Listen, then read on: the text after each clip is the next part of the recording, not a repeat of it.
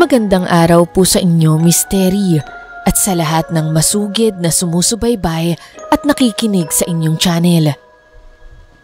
Tawagin niyo na lamang po ako sa pangalang Emski, 53 taong gulang na ngayon.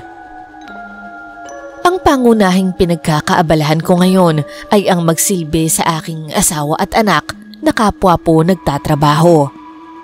Bukod po rito, ako rin ang nangangasiwa sa aming munting negosyo na isang paradahan. Nakabili po kasi kami ng lote at sa halip na patayuan ito ng bahay, naisipan po namin itong pagkakitaan na lamang. Dito po nanggagaling ang aming araw-araw na pangangailangan bukod pa sa kinikita ng aking asawa. Sa kasalukuyan po, Mystery, panonood ng mga nakakatakot na content sa YouTube at Facebook na lamang ang aking libangan kapag wala akong ginagawa. At isang gabi, habang nakikinig ako sa inyong kwento, bigla akong binalot ng mga alaala mula sa aking nakaraan. Hindi ko alam kung dapat ko ba itong isiwalat, ngunit isang bagay ang hihilingin ko. Nabaguhin po sana ninyo ang aming mga pagkakakilanlan at ang lugar na pinangyarihan upang manatiling nakatago ang aming katauhan. Hello po mga kamisteryo. Bago ko po simulan ang ating kwento, nais ko po muna kayong anyayahan na mag-subscribe sa aming channel.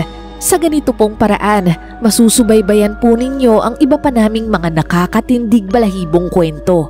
Maraming salamat po at simulan na natin ang kwentong kababalaghan.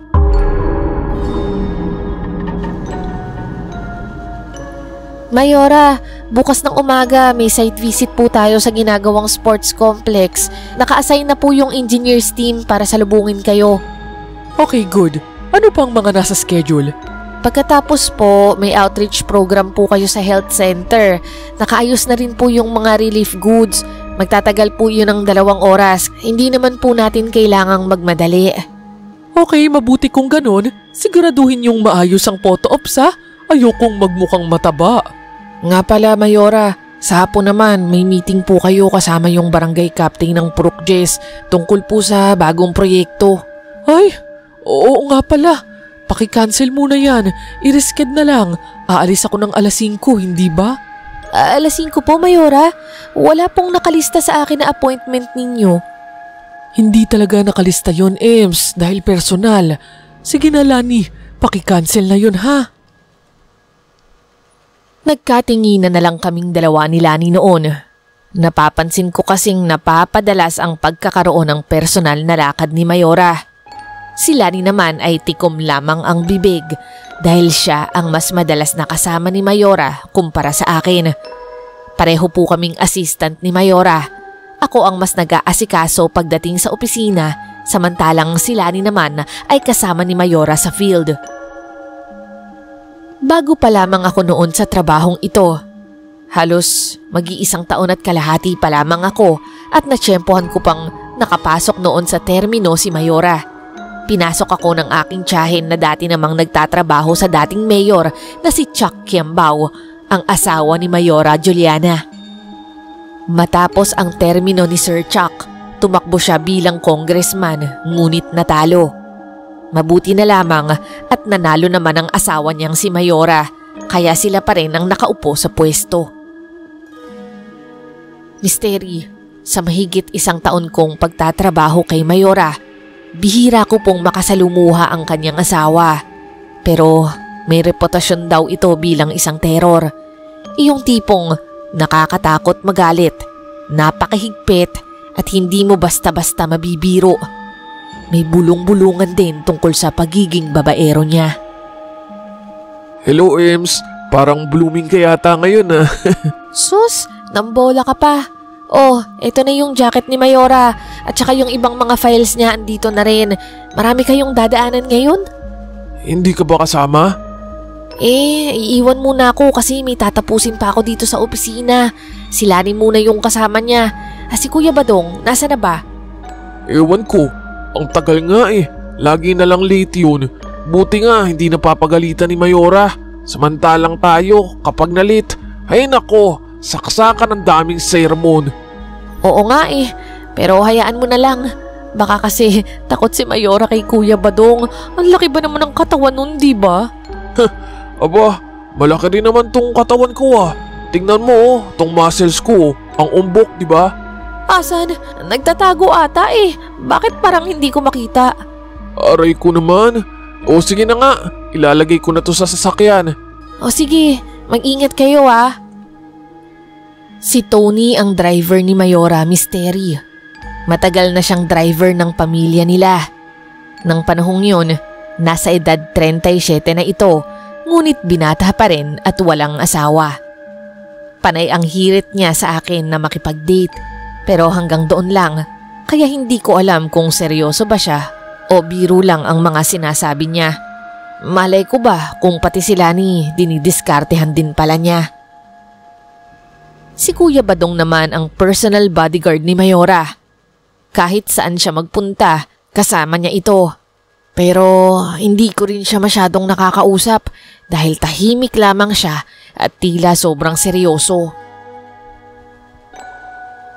Ayan na si Mayora, mukhang mainit ang ulo ah. Isang umaga yon habang inaabangan namin si Mayora na lumabas sa kanyang bahay. Mayroon po kasing mga pagkakataon misteri na sa bahay nila kami dumidiretso bago kami pumunta sa opisina. At ng mga oras na yon, pagbukas pa lamang ng pinto ni Mayora, ramdam agad namin ang init ng ulo niya. Halika na, diretso na tayo sa munisipyo. Ems, nabanggit mo ba kay Sir Chuck mo na umalis ako kahapon? Hindi po Mayora, hindi ko naman po siya nakakausap ikaw Tony? Hindi rin po Mayora. Pagkatid ko po sa inyo kagabi, hindi ko naman po nakita si Sir. Tumahimik ang lahat at wala nang nagtanong pa. Si Tony ay nagpaandar ng sasakyan habang si Kuya Badong ay seryosong nakatingin lamang sa kalsada. Si Lani naman ay ramdam ko ang tensyon at nananahimik lamang siya sa tabi ni Mayora. Sanay naman kami sa mood swings ni Mayora Misteri. Pero parang iba ngayon.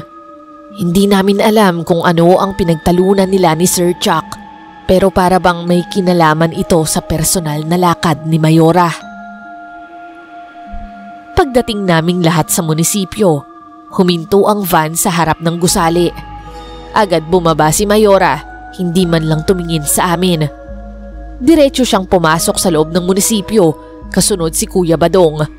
Naiwan kaming tatlo ni Lani at Tony na nag-aayos pa ng mga gamit. Lani, ano na naman yun? Ang init ng ulo ng amo natin ah. Wala yun, nag-away na naman kasi silang mag-asawa. Diba sanay naman tayo na ganun? Sabi ko na nga ba pero bakit naman bigla tayong tinanong kung may sinabi tayo kay Sir? Nagulat ako dun kasi yun ang pinagtalunan nila. Nagalit si Sir kasi birthday daw ni Amara tapos na-late nang uwi si Mayora. Pero alam mo naman yun Emski, bising tao si Mayora. Hindi naman niya kagustuhang malate sa birthday ng anak niya. Kaya pala. Oo nga, kung ano naman yung ginawa ni Mayora, sigurado namang mahalaga yun at hindi naman siya naglalakwatsa lang, diba? Ito namang si Sir masyadong OA. Pagkasabi ko noon, ay napansin kong nagtinginan sina Tony at Lani na para bang may kahulugan. Hoy, kayong dalawa, may alam ba kayo na hindi ko alam ha? Wala sumasang-ayon nga ako sa sinabi mo. Hindi nga. Lani, sabihin nyo na. Kayo lagi yung kasama ni Mayora Umami na kayo. Anong alam nyo? Wala nga. Ano ka ba? Heto, pambili ng breakfast ni Mayora. Mauna na ako sa taas ha.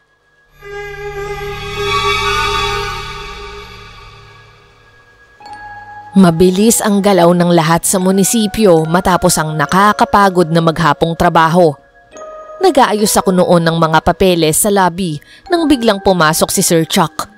Nakasalubong niya ang ilang staff pero walang kumibo. Halatang tensyonado ang lahat. Hindi namin inaasahan ang pagdating niya, pero paminsan-minsan naman talaga siyang dumadalaw, lalo na kung may okasyon o malaking pagtitipon. Pero sa itsura niya ngayon, halata ang galit at pagmamadali. Wala ring paabiso, walang pasabi. Diretso siyang umakyat sa opisina ni Mayora. Nagmadali rin akong umakyat noon at pagdating ko sa hallway, ilang minuto bago pa man makarating sa opisina, nadatnan ko sina Lani at Kuya Badong na nakatayo sa labas ng pinto. "Oh, bakit nandito kayo sa labas?" Pinalabas kami ni Sir Chuck. Mag-uusap daw silang mag-asawa. Nagkatinginan kaming tatlo. Sa likod ng nakasarang pinto, unti-unting lumalakas ang mga boses ni na Mayora at Sir Chuck. Hindi namin lubos na naririnig ang usapan, pero malinaw ang tono. May galit, matalim at puno ng tensyon. Maya-maya, sabay-sabay kaming nagulat nang biglang bumukas ang pinto. Lumabas si Sir Chuck. Tinawag ang tauhan niya at inutusan itong sumunod. Si Mayora naman ay nasa likod niya. "Halika kayo, Lani, Emski, Badong. Uuwi na ako. Pero sumama kayo. May ibibilin ako sa inyo habang nasa sasakyan." "Bakit po, Mayora? Mag-a-absent ba kayo bukas?" Oo, Lani. 3 araw akong mawawala ha. Kayo muna ang bahala rito." "Alam na po ba yan ni Vice?" "Hindi pa, pero ako na ang tatawag mamaya sa kanya." Sabay-sabay kaming sumakay sa van at nagulat kami nang biglang pumasok din si Sir Chuck. Bagay na ipinagtaka namin dahil may dala naman siyang sariling sasakyan. Juliana, pababain mo na sila. Uuwi na naman tayo ah. "Hindi, may pag-uusapan pa kami." "Pag-uusapan? Hindi ba pwedeng sa ibang araw na lang yan? Lani, Emski, baba na kayo." "Hindi kayo bababa. Diyan lang kayo. May pag-uusapan pa tayo." Hindi namin alam ang gagawin ni Lani at ako. Nag-aabang lang kami kung bababa ba kami o mananatili sa upuan. Hanggang sa parang sumuko na rin si Sir Chuck. "Sige na Tony, paandarin mo na. Hindi ba may isa pa kayong dadaanan? Saan nga ba yun, Tony?" Sa ano sir? Oh, bakit natataranta ka? Hindi mo ba alam kung saan kayo pupunta? O baka naman bawal sabihin?" "Ano bang gusto mong palabasin ha? Sige Tony, sabihin mo kung saan tayo pupunta." "Sa sementeryo po, Sir Chuck. Sa puntod ho ng namatay niyong anak." Natahimik naman si Sir Chuck sa narinig. Hindi niya siguro inaasahang doon pala nagpupunta si Mayora. Ako naman, ilang beses na ring nakasama sa lugar na yon. Hanggat maaari kasi dumadalaw si Mayora 1 beses sa 1 buwan kahit dekada na ang nakalipas mula nang mawala ang kanilang panganay na anak. Laking pagkapahiya ni Sir Chuck kanina, no? Sobra naman siyang magduda sa sarili niyang asawa. Samantalang siya nga itong napakaraming babae, hindi ba? Huy, Tony, ba't tulala ka dyan? Ha? Oo, tama ka naman sa sinabi mo. Maraming ang babae ang si Sir. Hindi ba yung isa pa nga kapitbahay natin? Ha? Kapitbahay natin? Sino? Di si Ella. Ella? Yung anak ni Mang Vic? Oo, hindi mo ba alam yun? Ano ka ba? Sa kuweba ka ba nakatira? Hindi ko alam. Hindi ko nabalitaan. Alam nga namang si Mayora pa mismo yung magbalita sa akin, hindi ba? Sa bagay. Pero sa dami ng babae nung si Sir Chuck, hindi naman na kumikibo si Mayora. Oo nga Parang tinanggap na lang niya yung sitwasyon. Nababaero yung asawa niya. Kaya nga naiinis ako ngayon kasi siya pa yung parang nagdududa kay Mayora. Ay naku, talaga nga naman. Oh siya, halika na. Kumain muna tayo kay Aling Betchay. Libre na kita Isang gabi yun, Miss Terry, habang pauwi kami ni Tony. Ang totoo po kasi niyan, magkababata rin kami. Sa iisang lugar kami nakatira, samantalang si Lani naman ay sa ibang barangay.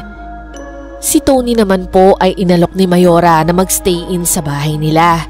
Pero dahil malapit-lapit lang naman ang bahay nila mula sa tirahan ni Mayora, mas gusto raw ni Tony na umuwi gabi-gabi para magbantay din sa mga magulang niya. Nag-iisa lang po kasi siyang anak. Ako naman po, Miss Terry, ay may 4 na kapatid. Yung panganay namin ay may sarili ng pamilya at yung 3 kong mas batang kapatid ay nag-aaral pa. Yung sumunod naman sa akin ay sales lady na nakakatulong din sa gastusin sa bahay kahit papaano.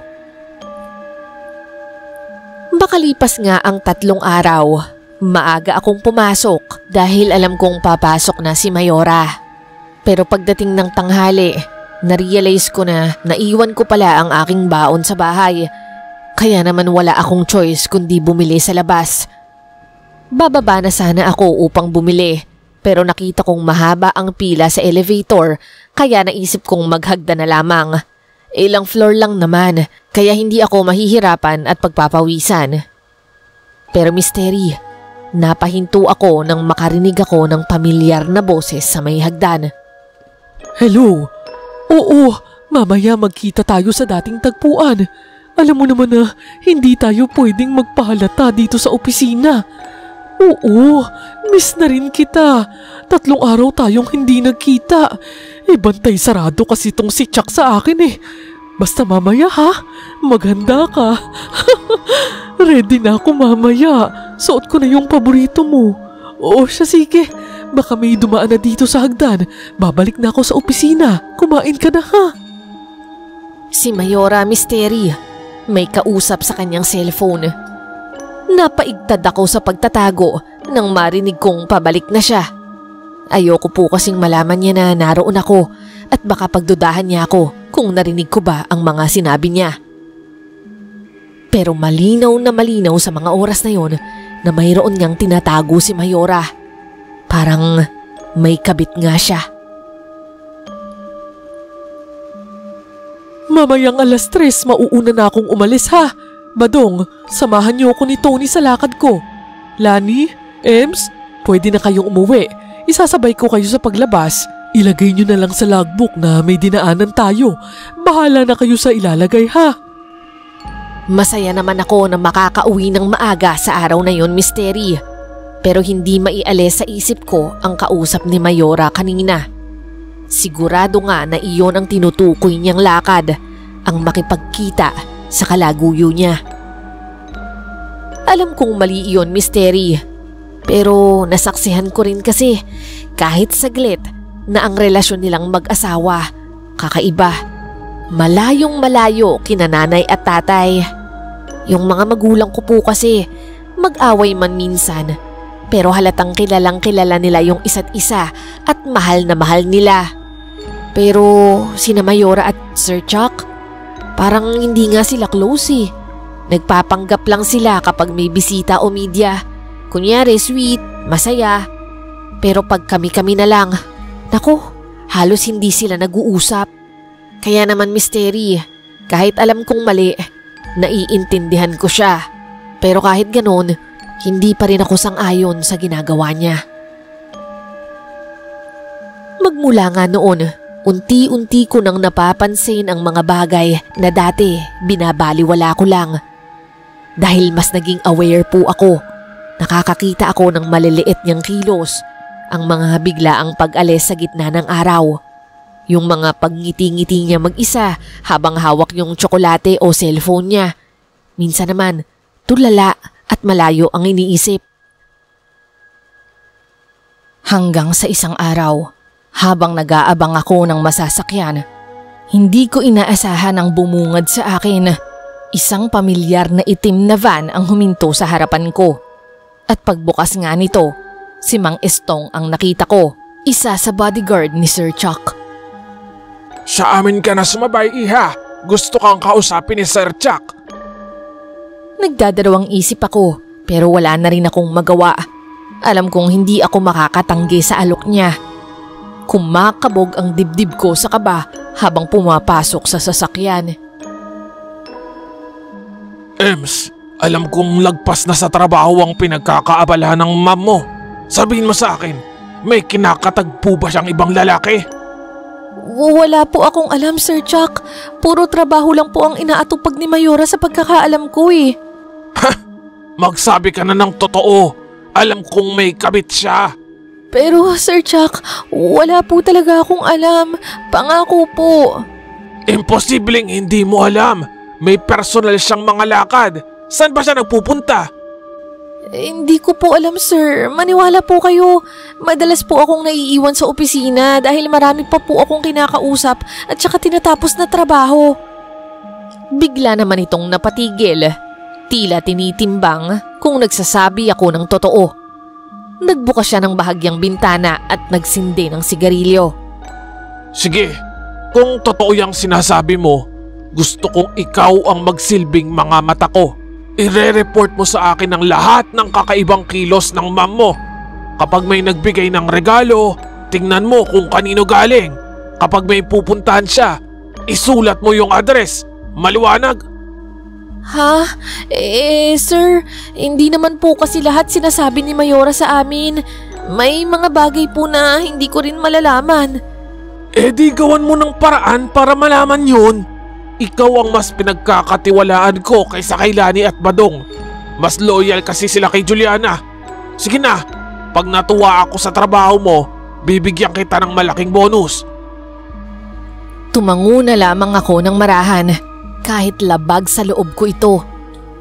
Alam kong hindi perpektong mayor at boss si Mayora Juliana, pero ayokong traidorin siya.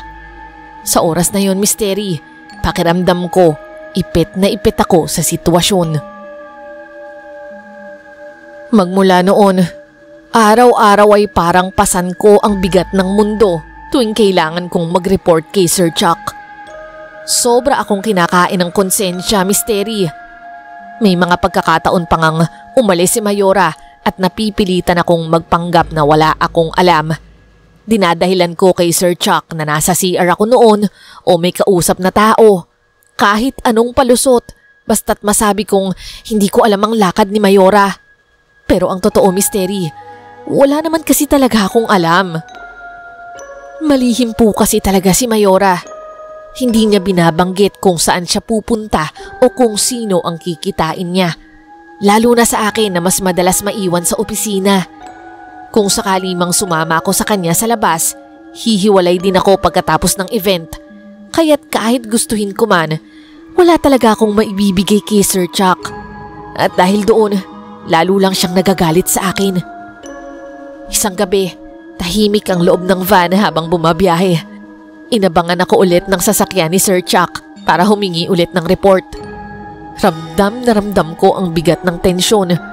Nakasandal ako sa bintana, kinakabahan. At sa kabilang bahagi naman ng sasakyan, nakaupo si Sir Chuck. Malamig ang mga matang nakatingin sa akin. Ilang araw na akong naghihintay ng impormasyon sa iyo, Emski. Pero hanggang ngayon, wala ka pa rin maibigay. Pasensya na po. Totoo pong wala akong alam eh. Ang lahat lang po ng nakalista, yan lang po talaga yung pinuntahan ni Mayora. Hindi rin po siya nagsasabi dun sa mga personal na lakad niya. Minsan nga po, bigla na lang po siyang umaalis. At kahit ako, hindi niya ako sinasabihan. Nagugulat na lang po ako pagbalik ko sa opisina. Wala na siya dun. Sa opisina? May nagpapapansin ba? May dumadalaw? May lalaki bang madalas mong makita na hindi naman nagtatrabaho doon? Wala rin po, sir eh. At saka iba-iba pong tao yung nagpupunta. Yung mga kumakausap kay Mayora, kadalasan naman po kami-kami lang. O baka naman pinagtatakpan mo lang yung babaeng yan. Alam kong may kalokohan siyang ginagawa sa likuran ko. Kaya kung ako sa'yo, gawin mo ang inuutos ko. Tandaan mo, kilala ko ang pamilya mo, Emski. Sir, totoo pong wala akong alam. Sinusubukan ko naman po pero wala po talaga siyang sinasabi. Kahit po magtanong ako ng paulit-ulit. Huwag niyo naman po sanang idama yung pamilya ko. Kung ayaw mo silang madamay, gawin mo yung inuutos ko. O di kaya naman, sa ibang paraan na lang kita papakinabangan. Yung hindi masasayang yung ganda mo. Dahan-dahan niyang hinawakan ang pisngi ko at nakangiti ng malamig sa akin. Emski, kapag nalaman kong nagtatago ka ng impormasyon sa akin, hindi lang pamilya mo ang mawawala sa iyo. Nanlalamig ang buong katawan ko ng mga oras na yon, Misteri. Pinipigil ko ring humagulgol. Ramdam ko ang kaba at takot na parang hindi ako makahinga. Sa isip-isip ko, para bang wala na akong ligtas na mapupuntahan. Nababalitaan ko naman ang mga ganong ginagawa ni Sir Chuck pero hindi ko inakala na isa ako sa makakaranas ng ganon. Isang araw, pumasok si Mayora na nakasuot ng face mask. Ang sabi niya, may ubo at sipon siya. Pero nang papasukin niya kami ni Lani sa loob, laking gulat naming dalawa nang makita namin na may pasa si Mayora sa bandang bibig. Iyon pala ang tunay na tinatakpan niya. Nakiusap siya na takpan namin yon ng make-up para hindi mahalata ng iba, lalo na sa mga kamiting niya. Mayora, hindi na tama yung ginagawa sa inyo ni Sir Chuck. Kaya nga malaking eskandalo ito kapag nalaman, lalo na ng media. Hindi lang po yun, Mayora. Mali na sinasaktan niya kayo. May press man o wala. Dapat dyan kasuhan. Alam niyo naman, maraming kapit ang sir niyo. Hindi tayo ligtas. Pero Mayora, hanggang kailan po niya kayo sasaktan? Tuwing magdududa ba siya sa inyo? Ganun na lang palagi. Oo nga, tama si Emski. At saka ano pong sabi ng mga anak niyo? Wala silang alam. At kayong dalawa lang ang nakakaalam ha. Huwag niyong sasabihin kahit kila Tony at kay Badong. Nagkatinginan kaming muli ni Lani at tahimik na lamang na tinapos ang pagme-makeup sa kanya. Misteri, naaawa ako ng lubos kay Mayora. Kahit nasa pwesto siya at sinusunod ng lahat ng tagalungsod, para pa rin siyang bilanggo sa sarili niyang tahanan. Paglabas ko, nagulat ako nang makita si Kuya Badong na nakatayo lang pala sa likod ng pinto. Kita sa mukha niya ang pagkabahala. Anong nangyari kay ma'am? May sakit pa siya? Oo, inuubo siya at sinisipon. Ganon ba? Yun lang? Wala ba siyang nabanggit na iba? Wala naman. Huwag mo na ring alalahanin si Mayora, Kuya Badong. Pinainom na namin siya ng gamot. Ang totoo, Misteri, nagulat din ako sa biglang pag-uusyoso ni Kuya Badong. Karaniwan kasi, tahimik lang siya. Parang walang pakialam sa mga nangyayari sa paligid. Pero sa pagkakataong yun, iba ang dating niya. Interesado, nag-aalala. Para bang may kung anong tanong sa mga mata niya na hindi niya masabi ng diretsyo. Ngunit tinikom ko na lang ang bibig ko dahil mahigpit na bilin ni Mayora na wala kaming ibang pagsasabihan. Nakasanayan ko ng maghagdan kaysa gumamit ng elevator, lalo na kapag tanghali, Misteri. Ayoko kasing makipagsiksikan sa elevator at naiinip rin ako sa pagpila. Kaya't isang araw, habang pababa ako, napahinto ako nang may marinig akong pamilyar na naman na tinig mula sa may fire exit. Maingat akong sumilip mula sa kanto ng hagdanan at doon nga nakita ko si Kuya Badong at Mayora. Nakatayo sila, magkalapit, halos magdikit ang mga ulo na para bang may itinatagong lihim. Tahimik ang paligid, malayo sa mata ng iba at halos wala namang dumadaan roon. Hindi ko naman po intensyong makiusyoso, Misteri.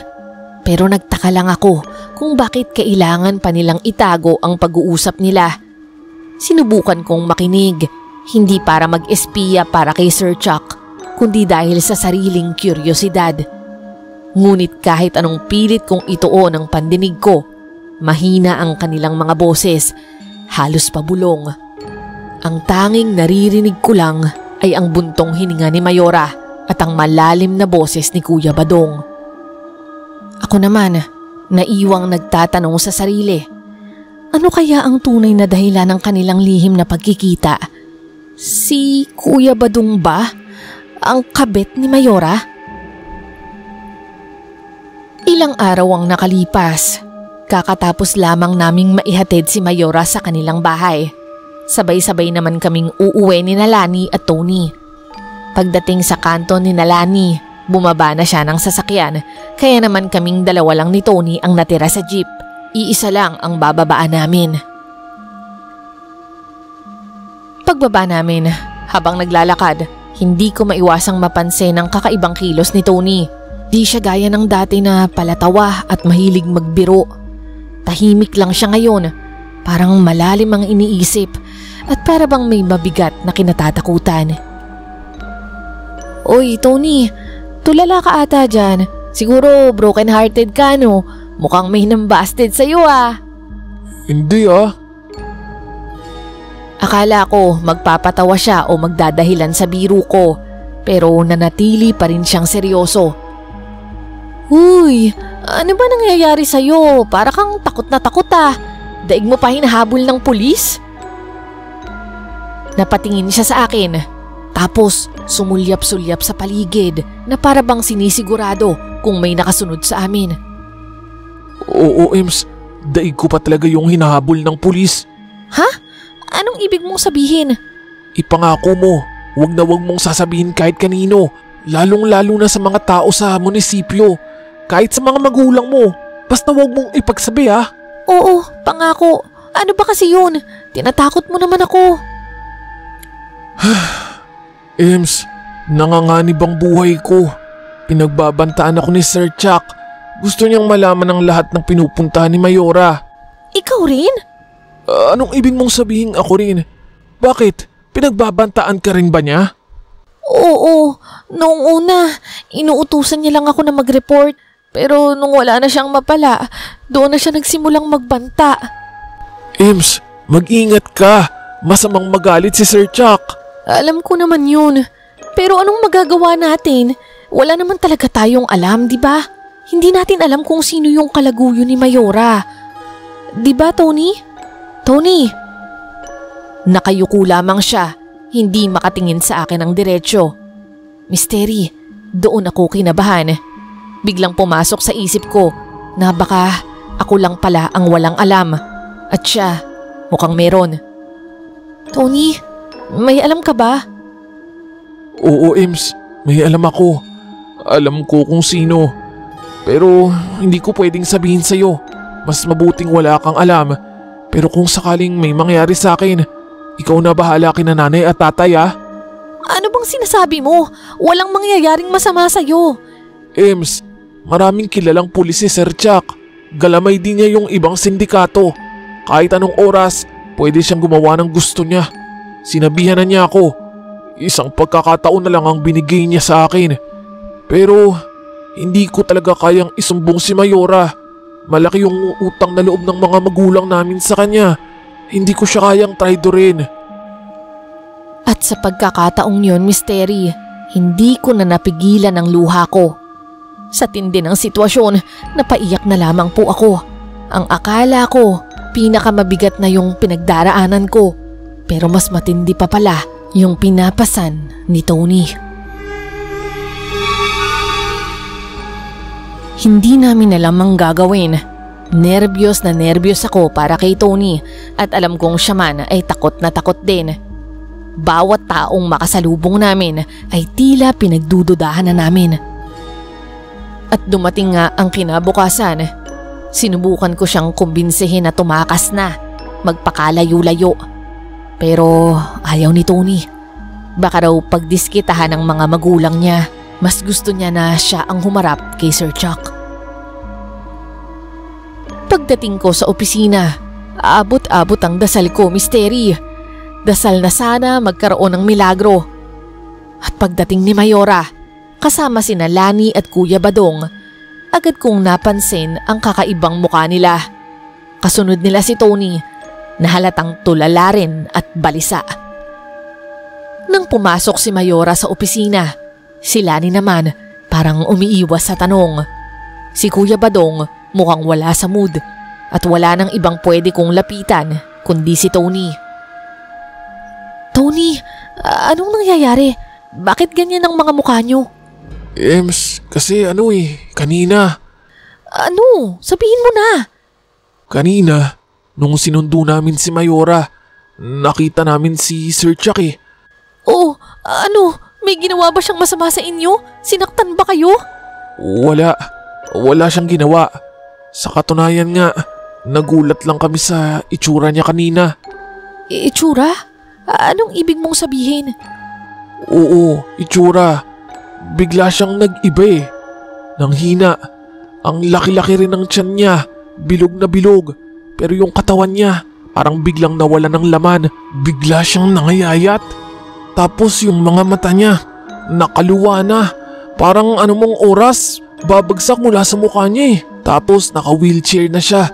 Nangingitim din yung mga daliri niya. Ano? May sakit ba siya na hindi natin alam? Hindi ko rin alam eh. Normal naman daw yung resulta ng test niya ayon kay Mayora. Wala nga raw siyang tulog kagabi dahil nagpatawag sila ng pribadong doktor. Kinuhanan daw siya ng dugo at kung ano-anong lab test. Sa initial results, wala namang nakitang abnormalities. Mystery, kahit nanganganib ang buhay naming dalawa ni Tony dahil sa mga banta ni Sir Chuck, hindi pa rin namin magawang maging masaya sa biglaang kalagayan niya.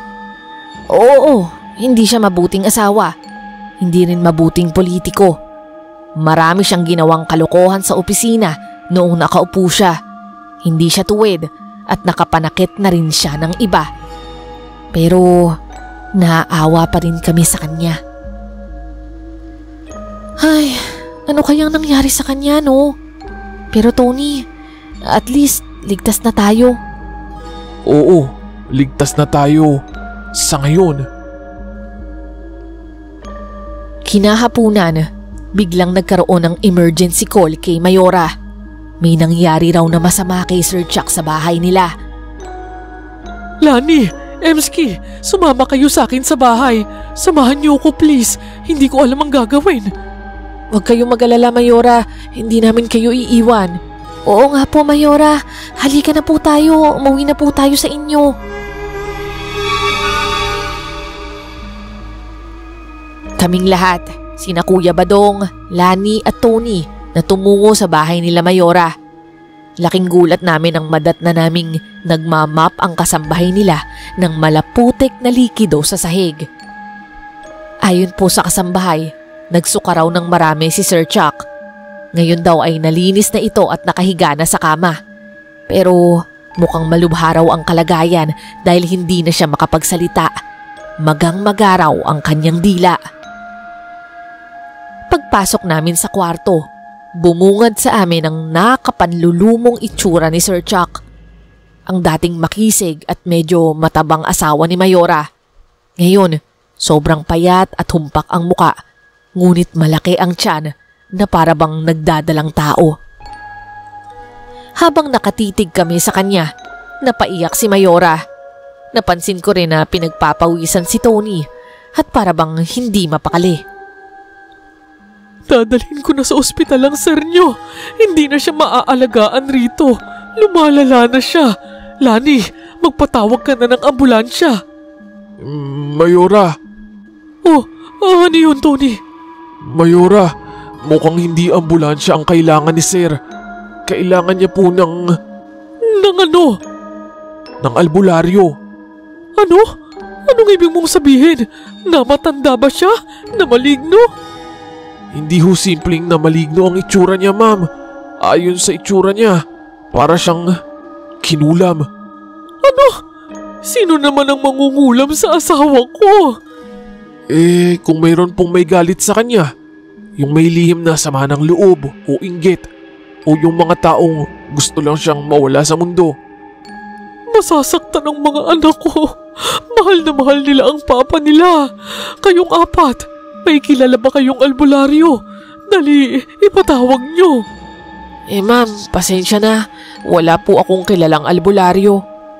Paano nakakasiguro tong si Tony na kulam yan? Paano kung may malalang sakit lang pala si sir? Pero diba, Kuya Badong, may tumingin na sa kanya na doktor?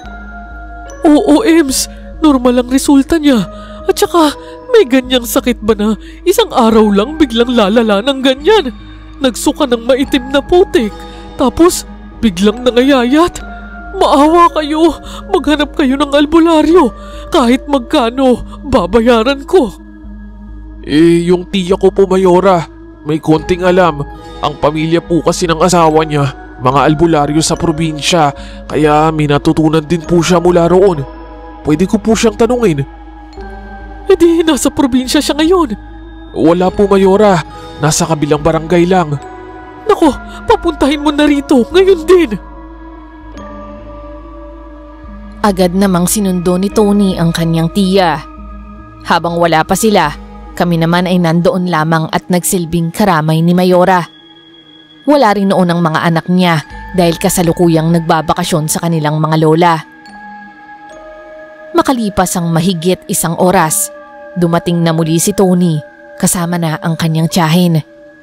Isang may edad na babae na sa unang tingin ay hindi mo iisiping may alam sa pagkaalbularyo. Kulot at maikli ang buhok nito, may tato ang kilay, matingkad ang pulang lipstick, nakasuot ng mabulaklak na leggings at pang-itaas na walang manggas. Sa madaling salita, bagets ang pormahan niya. Mayora, ito po si Tia Margie. Siya po yung sinasabi ko sa inyo. Aling Margie, kinagagalak ko kayong makilala. Sana po ay matulungan ninyo ang nangyayari sa asawa ko. Kinagagalak ko rin kayong makilala, Mayora. Kahit hindi kayo ang binoto ko. Pero natutuwa ako sa serbisyo nyo sa lungsod natin. Tungkol naman sa asawa nyo. Ano ho ang masasabi niyo sa asawa ko? Sa tingin niyo ba ay nakulam talaga siya? Sa kasamaan niya, sa kabaluktutan niya, at sa katiwalian niya. Oo, walang duda, kinulam siya. Maaari ba siyang gumaling? Ano po ang dapat nating gawin? Hindi niya deserve. Pero sige, susubukan ko. Tatapatin kita, Mayora. Maliit na ang tsansa. Malakas ang kapangyarihan ng kumulam sa kanya. Lalo pa itong pinagtibay ng matinding galit ng taong may motibo. Sadyang hanggang buto ang galit nito sa kanya. Anak ko po, parang awa niyo na Aling Margie. Gawin niyo po ang lahat. Magbabayad po ako kahit magkano. Ay, edi simulan na natin kung ganoon.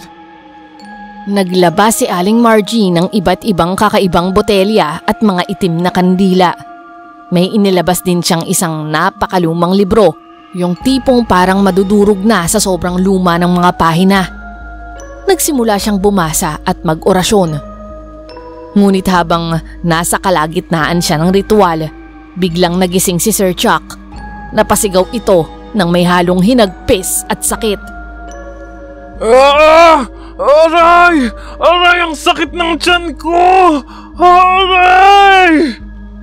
Kahit hirap siya dahil sa namamagang dila, naibulalas pa rin niya ang matinding pahirap na kanyang dinaranas.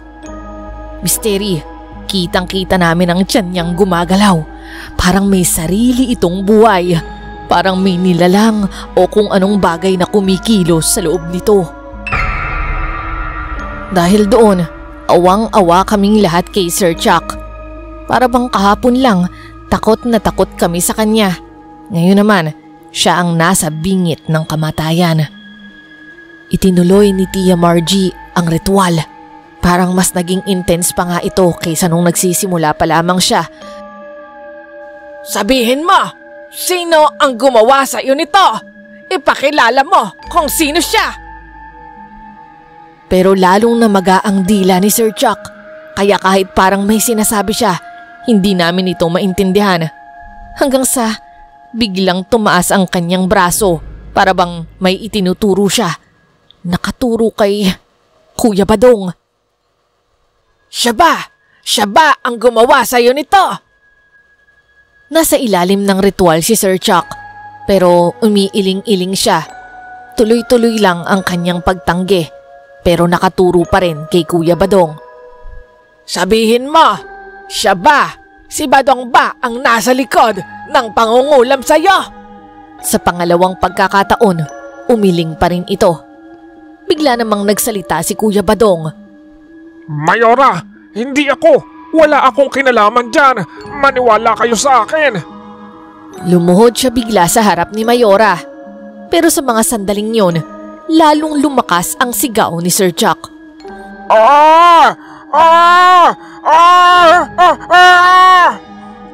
Pero misteryo, sa pagkakataong ito, patuloy ang pagturo niya sa dating pwesto ni Kuya Badong, pero hindi na siya ang nandon dahil nakaluhod siya. Ngayon, nakaturo na siya kay Lani na nakatayo lamang at seryoso ang muka. Nasa likod pala siya kanina ni Kuya Badong. Ang babaeng yan ba ang gumawa sa'yo nito? Siya ba ang nangulam sa'yo? Sagot! Oo! Oo! Oo!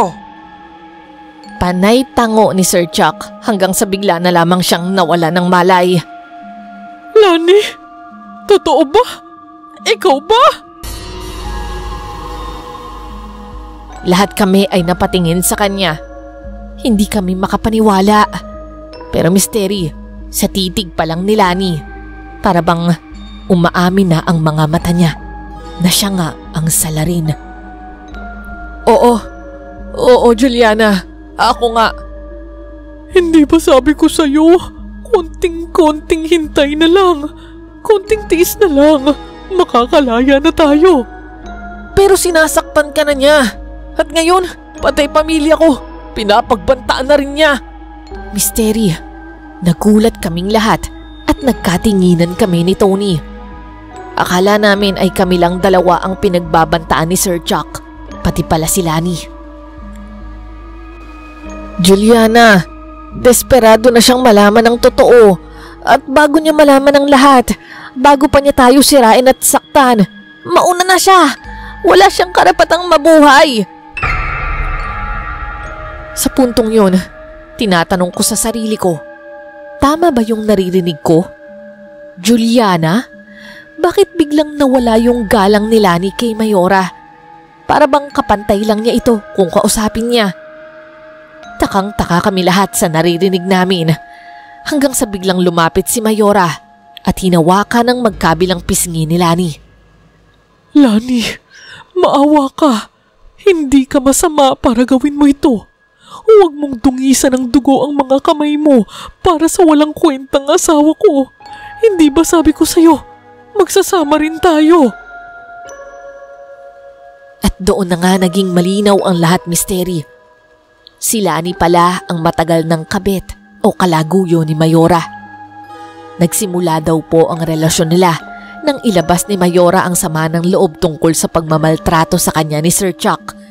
At doon sila nagkahulugan ng loob. Nalaman din namin na si Badong ay ginigipit din pala ni Sir Chuck. Kaya naman nagawa niyang magsumbong kay Mayora dahil hindi na niya matiis ang panggigipit ni Sir Chuck. At iyon nga ang nasaksihan ko nang minsang makita ko sila sa may hagdan. Kami naman ni Tony ay hindi malaman kung maaawa o matutuwa dahil simula noon, umayos naman ang lagay ni Sir Chuck. Nawala ang paglaki ng tiyan niya at ang mga bakas ng kulam. Ngunit hindi na siya muling nakalakad pa o nakapagsalita. Nagpatuloy naman ang lihim na relasyon ni Mayora at Lani. Pero kahit ganoon, masaya pa rin sila. Masaya na sila dahil sa wakas, wala nang tututol sa relasyon nila. Kami naman po ni Tony ay sabay na nag-resign. Hindi na namin kayang balikan ang lahat ng aming nalaman. Bagamat masaya sila, kami nananatiling alangan sa sitwasyon. Kaya naman kalaunan, lumipat ng lugar si Tony at nabalitaan ko na lamang na nag-abroad na siya at doon na daw niya nakilala ang babaeng pinakasalan niya. Ako naman po ay nakapag-asawa na rin. Noong una, nagtrabaho pa ako sa ibang opisina pero pinahinto ako nang ako ay mabuntis. At hanggang ngayon, nag-aalaga pa rin ako sa aking pamilya. Hanggang dito na lamang po ang aking kwento, misteri. At naway maengganyo ang inyong listeners sa aking ibinahaging karanasan.